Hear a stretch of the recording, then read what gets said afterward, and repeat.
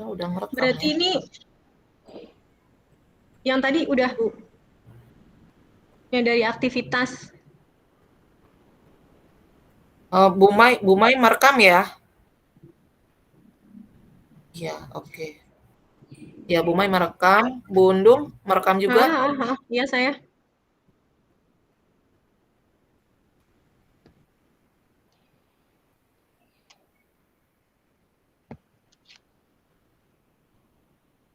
Bagaimana ini? Dari yang kasus yang pertama dulu berarti ya Bu?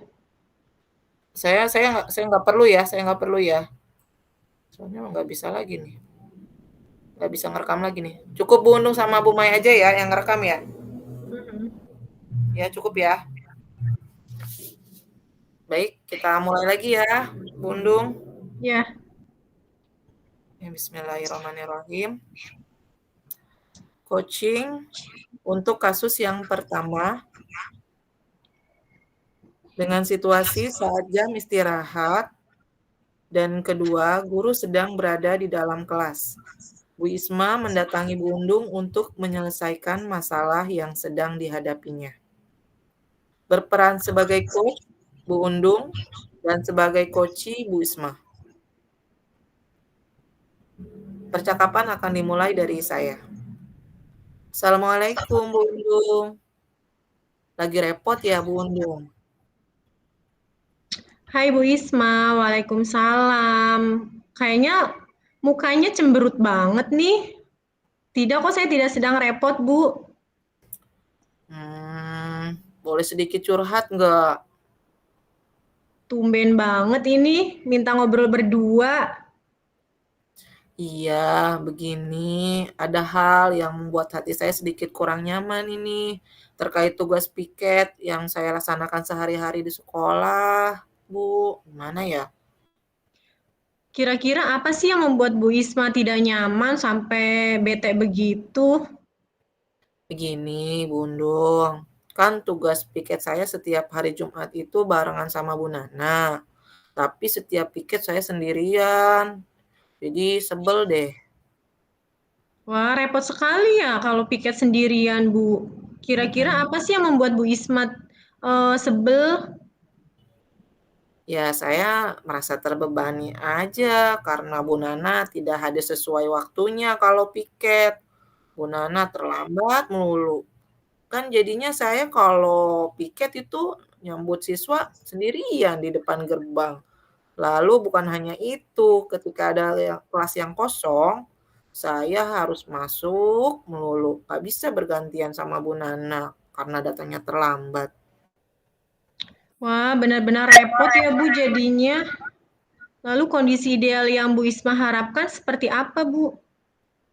Saya sih mengharapkannya kalau Bu Nana tidak datang terlambat lagi, lalu bisa berbagi tugas dengan saya sebagai rekan piketnya setiap Jumat, supaya saya tidak merasa terbebani dengan tugas ini gitu, Bundung. Oh gitu. Kalau begitu, penilaian dari Bu Isma sendiri untuk kondisi Bu Isma sekarang, kalau dari rentang 1 sampai 10 kira-kira berapa, Bu? Kalau saya menilai kondisi saya saat ini 5 ya, Bundung. Mengapa Bu Isma kok bisa menilai angka 5 tidak, lebih tinggi lagi, mungkin 7 atau 8? Ya, kenapa saya kasih 5? Karena kondisi piket saya tidak maksimal, Bundung. Nyambut siswa sendirian. Ngisi kelas yang kosong juga sendirian. Ya mau bagaimana lagi? Ya 5. Nah, ada tidak harapan dari Bu Isma, untuk nilai ke depannya? Kira-kira berapa sih nilai yang Bu Isma harapkan? Saya sih mengharapkannya 9, Bundung. Angka 9 yang seperti apa yang Bu Isma harapkan? Saya mengharapkan angka 9 dengan bisa piket berdua, lalu bisa bergantian tugas, kalau ada kelas yang kosong, tidak saya melulu, gitu, Bu Mai. Bu Undung. Iya, kalau begitu, kira-kira Bu Isma ada tidak, cara untuk menyampaikannya ke Bu Nana? Mungkin, ada cara atau ide gimana menyampaikannya? Hmm, Mungkin nanti saat pas jam istirahat saya bisa menyampaikan ke Bu Nana terkait kondisi saya yang tidak nyaman begini, melaksanakan tugasnya supaya bisa bareng sama Bu Nana gitu, Oh, Bundung. iya.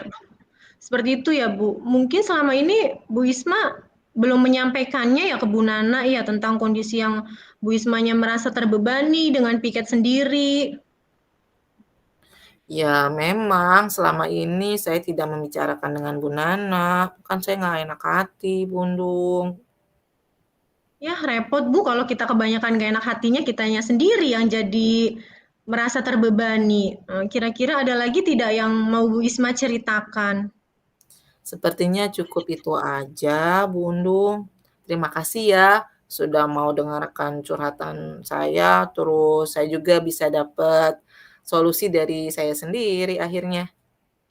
Baik Bu Isma, sama-sama ya. Nah, kira-kira setelah Bu Isma nanti menyampaikan ke Bu Nana, pasti dong ada targetnya. Nah, kira-kira berapa hari sih target dari Bu Ismanya? Sepertinya saya butuh waktu 3 hari deh, Bundung. Oh, oke deh, baiklah. Eh, Nanti kita lihat ya Bu, kondisi setelah 3 hari, apakah ada perkembangan atau tidak. Ya, kalau begitu nanti setelah 3 hari saya akan memberitahukan ke Bundung ya. Oke, baik, siap. Saya tunggu ya Bu, mudah-mudahan ada perkembangan. Amin. Mudah-mudahan ada perkembangan. Ya, untuk kasus pertama sudah selesai. Kita masuk kepada kasus kedua. Bismillahirrahmanirrahim. Kasus kedua. Setelah selesai jam kegiatan belajar mengajar, Bu Undung mendatangi Bu Isma di ruang kelasnya untuk menyelesaikan masalah yang sedang dihadapi Bu Undung. Berperan sebagai coach Bu Isma dan sebagai coachee Bu Undung. Dipersilahkan untuk Bu Undung memulainya. Assalamualaikum, Bu Isma. Sedang repot tidak? Waalaikumsalam Bu Undung. Alhamdulillah sedang tidak repot nih. Ada apa nih tumben? Boleh tidak Bu, saya sedikit cerita. Saya lagi bete banget nih Bu. Lagi bete. Ada apa? Betenya kenapa Bu Undung? Boleh deh bicarakan ke saya. Ada beberapa hal Bu yang membuat saya kurang nyaman dengan tugas saya sebagai penanggung jawab kantin sekolah. Hmm, Kira-kira apa sih yang membuat Bu Undung kurang nyaman? Saya kan penanggung jawab kantin ya Bu. Hmm, Saya itu tidak nyaman dengan salah satu pedagang yang menurut saya sih tidak bertanggung jawab. oh begitu ya Bu Undung. Kira-kira yang membuat Bu Undung itu tidak nyaman, lalu merasa sebel, apa sih? Salah satu pedagang Bu yang bernama itu loh Bu Desi. Ibu tahu kan? Itu Oh, Bu Desi. Iya, iya, iya. mm-mm, tidak bertanggung jawab Bu Hmm, tentang kebersihan kantinnya. Terus saya tuh beberapa kali melihat Bu Desi itu memasak di luar jam dia yang untuk berjualan gitu Bu. Kemudian dengar-dengar sih katanya sempat menimbulkan kebakaran. wah, lumayan juga ya bikin pusing itu Bu Desi ya. Hmm, Lalu Bu Undung mengharapkan kondisi yang idealnya tuh seperti apa sih dari Bu Desi tersebut? Saya sih berharap ya Bu Desi itu bisa lebih bertanggung jawab. Terutama yang pertama ya untuk kebersihannya. Kemudian janganlah memasak di luar jam kantin lagi. Kan kita takut ya nanti menimbulkan kebakaran. Benar sekali. Lalu kalau begitu, penilaian dari Bu Undung nih, kalau dikasih rentang nilai 1 sampai 10 untuk kondisi Bu Undung saat ini, nilai berapa yang Bu Undung berikan? Saya sih menilainya di angka 5 saja Bu karena saya merasa tidak nyaman. Hmm, Angka 5 ya? Kenapa Bu Undung, mmm, apa sih yang membuat Bu Undung, memberikan poin 5 untuk kondisi Bu Undung saat ini? Ya, karena saya merasa sebagai penanggung jawab kantin itu membuat saya pusing, Bu. Apalagi dengan perilaku Bu Desi, sehingga suasana kantin itu tidak nyaman. Oke. Lalu Bu Undung mengharapkan nilai berapa untuk kondisi Bu Undung ke depannya sebagai penanggung jawab kantin? Ya, saya mah inginnya yang 9 aja deh, Bu. Kalau 10 kan sempurna ya.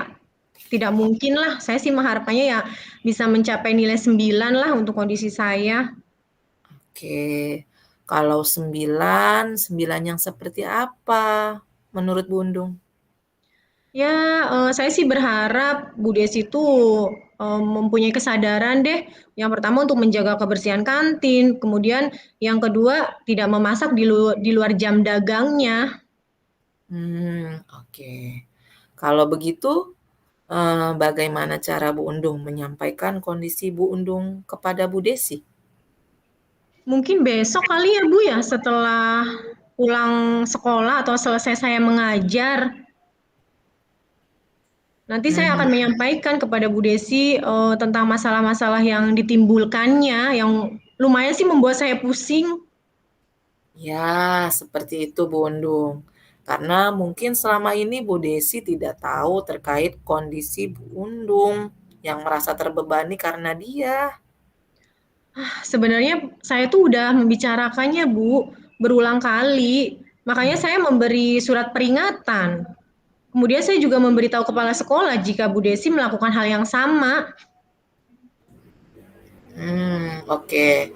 Ada hal lain tidak yang Bu Undung ingin ceritakan selain yang tadi sudah diceritakan? Sepertinya cukup deh Bu Isma, terima kasih ya sudah mendengarkan curhatan hati saya. Alhamdulillah saya akhirnya menemukan solusi. Iya, Bu Undung, sama-sama.